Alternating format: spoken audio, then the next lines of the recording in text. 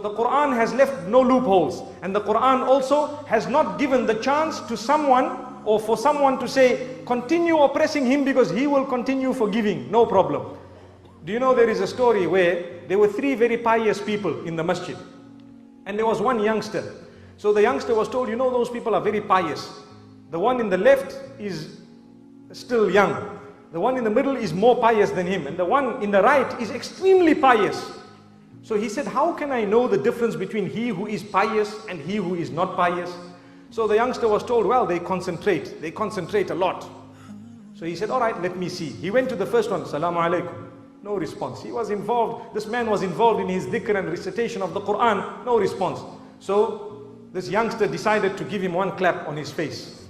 So the poor pious person got one clap on his face, and as though nothing had happened, he continued reciting.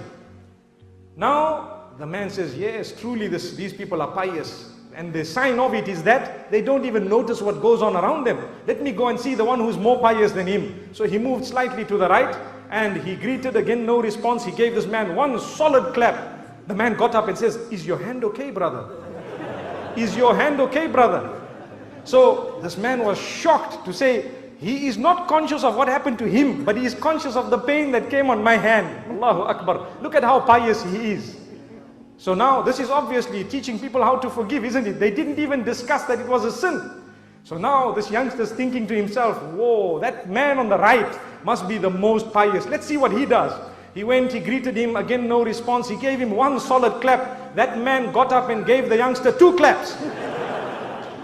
So the youngster says, but I thought you were the most pious. He says, someone somewhere needs to stop you clapping people.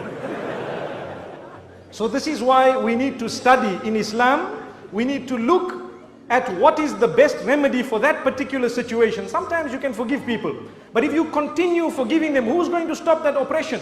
This is why the hadith says that if you do not stop an oppressor from oppressing others, then chaos will overtake the whole community, and then you will make dua to Allah subhanahu wa ta'ala and He won't respond, because you will be collectively guilty of having allowed an oppressor to keep on oppressing or keeping on oppressing the rest of the people. So it's important that we balance it as we have been taught. May Allah subhanahu wa ta'ala grant that to us.